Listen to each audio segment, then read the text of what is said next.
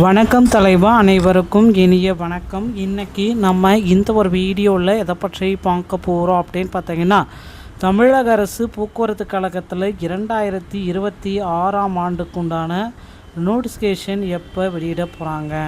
So இந்த ஆண்டுக்குண்டான டிஎன்எஸ்டிசியோடைய புதிய notification 2025 bending list எப்பொழுது வெளியிட போகிறாங்க, புதிய நோட்டிஃபிகேஷன் 26 நோட்டிஃபிகேஷன் எப்பொழுது வரும்.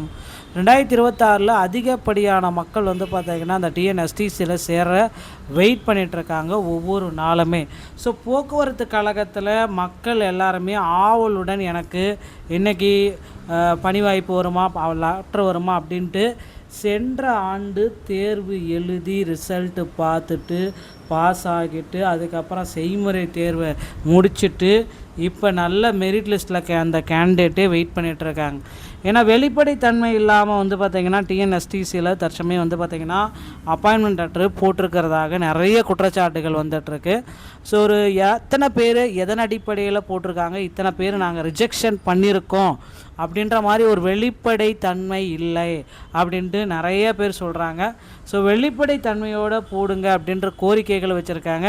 இப்போ எதன் அடிப்படையில் இப்போ 2500 பேர் போட்டிருக்கீங்க, மீதி இருக்கிற எதன் அடிப்படையில் ரிஜெக்ட் செய்யப்படுற காரணங்கள், ஏன்னா ரிஜெக்ட் செய்யப்பட்ட காரணங்கள் பார்த்திங்கன்னா ஒவ்வொரு தேர்விலுமே டிஆர்பி எல்லாமே கொடுத்துட்ருக்காங்க.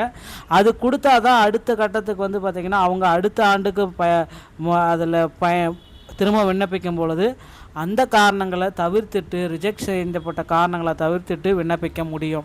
ஸோ அந்த ரிஜெக்ட் செய்யப்பட்ட காரணங்களை வெளியிடுங்க அப்படின்ட்டு பலதரப்பட்டவர்கள் கோரிக்கைகள் வைத்திருக்காங்க நம்மளுடைய டிஎன்எஸ்டிசிக்கு.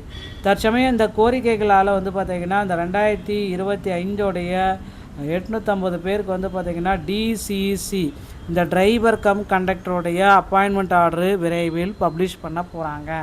ஸோ டிசிசியோடைய அப்பாயின்மெண்ட் ஆர்டரு இன்னும் ஒரு சில தினங்களில் உங்கள் வீட்டுக்கு வந்துடும் அப்படின்ற மாதிரி குறிப்பிடுறாங்க. அதிகபட்சம் இந்த ஏப்ரல் மாதம் 20ஆம் எலெக்ஷனுக்கு முன்னாடி 23ஆம் எலெக்ஷன்னா 20ஆம் உங்களுடைய வீட்டுக்கு இந்த லெட்ரு வந்துடும் அப்படின்ற மாதிரி சில குறிப்புகள் போயிட்டுருக்கு. ஸோ இது எல்லாமே பார்த்திங்கன்னா அதிகாரப்பூர்வ அறிவிப்பாக இன்னும் ஒரு சில தினங்களில் நமக்கு கிடைத்து விடும். அடுத்து நீங்கள் எல்லாருமே எதிர்பார்த்த 2026 நோட்டிஃபிகேஷனுங்க.